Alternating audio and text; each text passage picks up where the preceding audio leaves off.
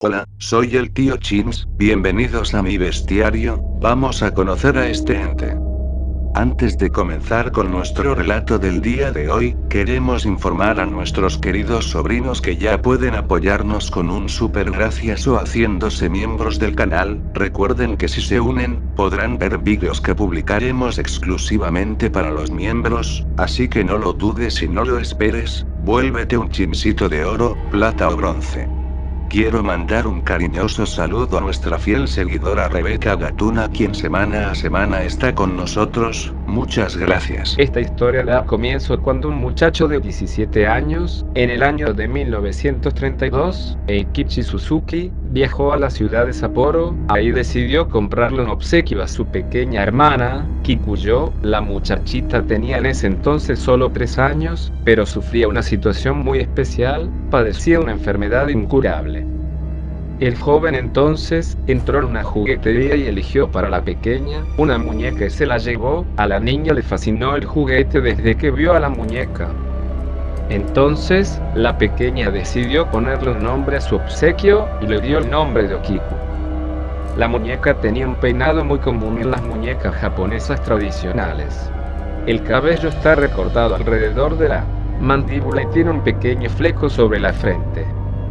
La muñeca se convirtió en la compañera inseparable de la niña antes de desvivirse. En el año de 1933, y antes de partir, ella tenía su muñeca aferrada a su cuerpo y nunca quiso soltarla. La familia de la pequeña estaba muy triste, así que lo primero que hizo fue colocarle un altar a la pequeña, con sus cenizas, y a un lado le colocaron su amada muñequita. Empezaron entonces a pasar los meses, y la familia de la niña empezó a darse cuenta de algo muy extraño. El corte que tenía la pequeña muñeca estaba desapareciendo para dar paso a una cabellera más larga, así es, el pelo de la muñeca estaba creciendo. Extrañados por el suceso, lo tomaron como una señal de que el alma de su pequeña estaba presente en el juguete.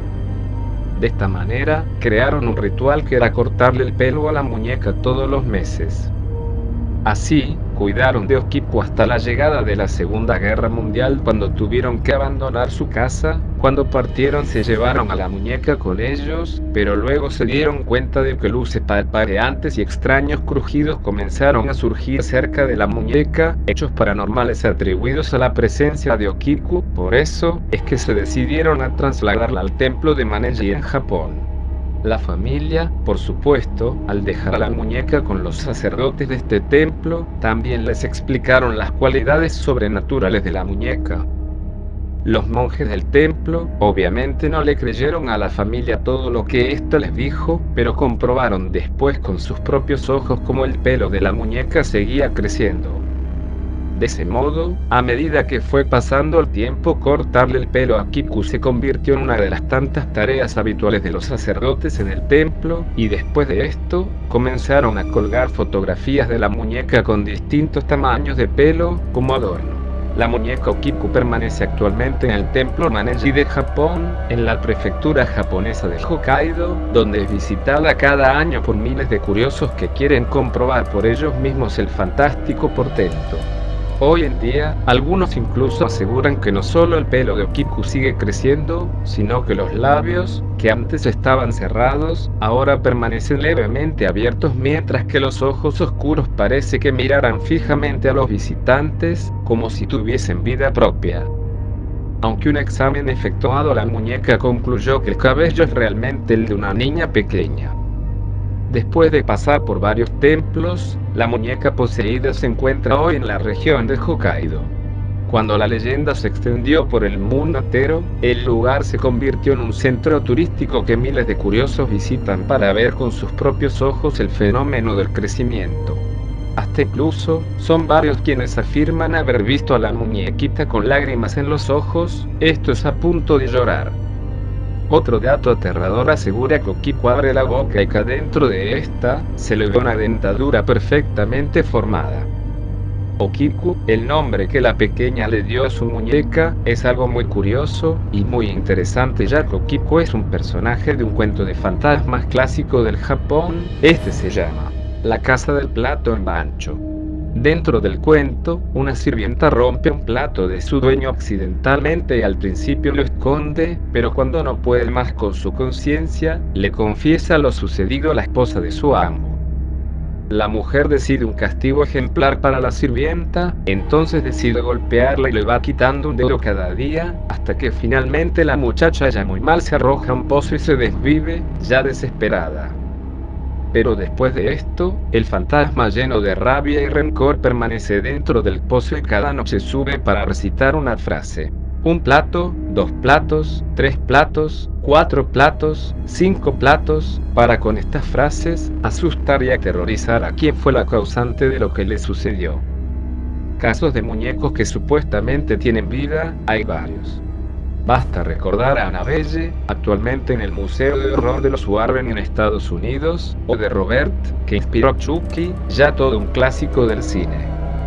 La historia del SS Bachimo.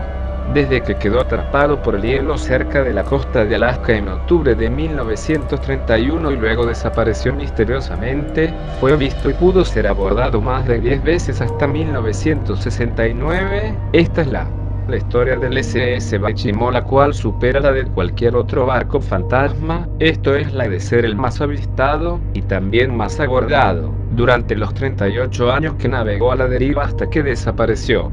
Desde la leyenda del holandés errante hasta el enigma de igual manera del Mary Celeste, los barcos fantasmas han dado lugar a innumerables historias, todas envueltas, siempre en misterio y algunas veces, terror. Las leyendas que nos hablan sobre lo que supuestamente le ocurrió al holandés errante son muchas, pero la que data del siglo XVII cuenta que un capitán llamado Willem van der Decken hizo un pacto con el diablo para poder surcar los mares sin que jamás le pasara nada, pero que un día se enteró Dios y condenó al capitán y a su barco a navegar eternamente a la deriva, sin poder llegar a ningún puerto. La historia del Mary Celeste está, en cambio, documentada, aunque lo que le ocurrió a su tripulación sigue siendo un misterio. Era un bergantín estadounidense que fue encontrado navegando a la deriva por el Atlántico, frente a las Islas Azores, el 5 de diciembre de 1872. Lo avistaron desde el bergantín canadiense de Gratia, cuyo capitán, al no obtener respuesta a sus señales, ordenó abordarlo. Aunque el barco estaba en buenas condiciones de navegación e incluso tenía algunas velas desplegadas, no había nadie a bordo.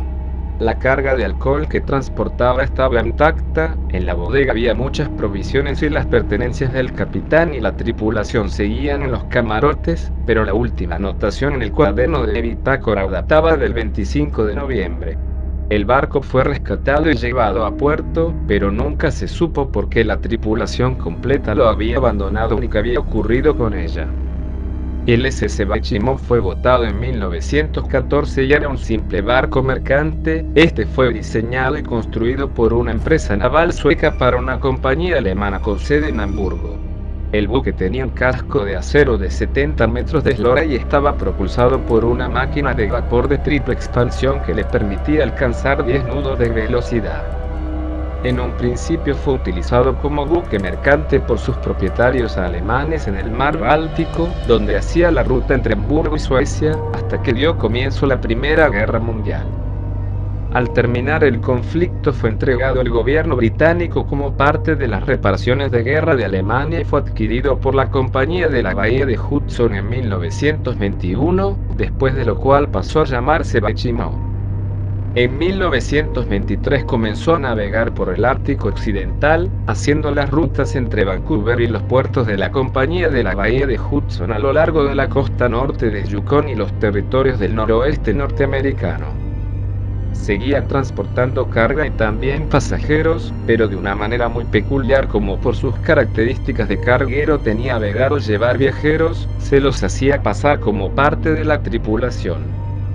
Para 1931 ya había llevado a cabo 9 viajes y solo había sufrido un accidente al encallar, el 21 de julio de 1928, frente a Pole Island. Esto no le causó el menor percance ni daño, ya que fue reflotado sin mayor problema al día siguiente.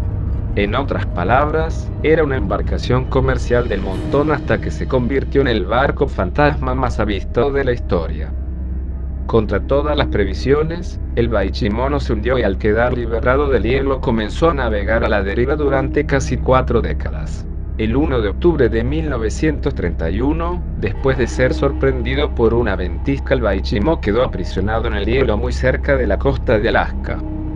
La tripulación al mando del capitán Cornwall decidió abandonar el barco para no congelarse por la noche y se dirigió al puerto de Barrow, situado a apenas 1 kilómetro del lugar donde estaban callados.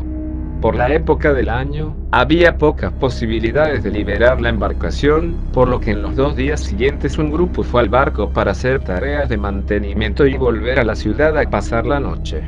Cuando al tercer día los marineros quisieron regresar al Baichimo no lo encontraron. Ni siquiera se lo veía en el horizonte. Después de esto, volvieron a verlo hasta el 8 de octubre, nuevamente atrapado por el hielo, pero a mayor distancia. Al volver a bordo, el capitán llegó a la conclusión de que el barco encallado ya no se movería hasta que pasara el invierno y tomó una decisión, mientras el 15 de octubre la mayor parte de la tripulación fue rescatada por la compañía de la bahía de Hudson. Un equipo de 15 personas se quedó en un refugio de madera construido cerca del Baichimo para cuidar la carga. Ahí permanecieron todos al cuidado del barco, hasta el 24 de noviembre, cuando se desató una fuerte tormenta de nieve que duró casi un día. Cuando finalmente amainó, al amanecer, el Baichimo había desaparecido nuevamente. El capitán supuso que se había hundido durante la tormenta, pero pocos días después un cazador esquimal informó haberlo visto, otra vez atrapado en el hielo, a unos 70 kilómetros de donde había estado. De inmediato se organizaron para llegar hasta el trineo y recuperar las pieles más valiosas de la carga para llevarlas a tierra. Después de hacerlo, el capitán Cornwall y el resto de la tripulación volaron de regreso a Vancouver y la compañía dio por perdidos el barco y el resto de la carga.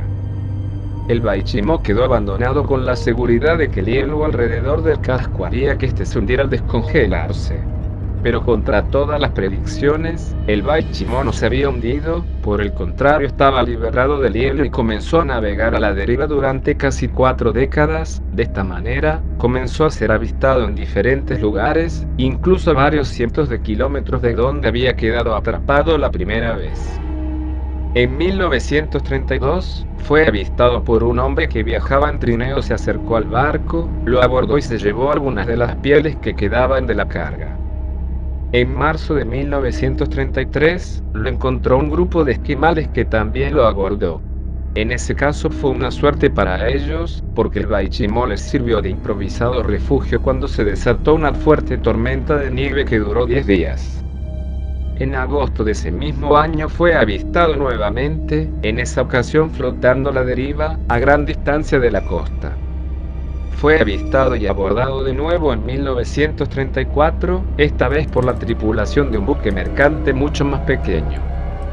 A partir de entonces, el Baichimo volvió a aparecer aquí y allá en varias ocasiones, y fue avistado desde la costa de Alaska por barcos a los que se les cruzó en el camino.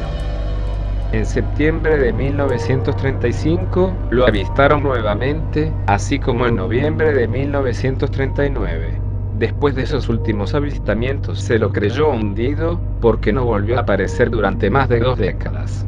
Sin embargo, en 1962 un grupo de esquimales tuvo un avistamiento del barco. El último avistamiento del Baichimo se produjo en 1969, cuando fue divisado desde el rompehielos Manhattan. Llevaba casi 4 décadas a la deriva, navegando sin tripulación en los meses cálidos y atrapado por los cielos cada invierno.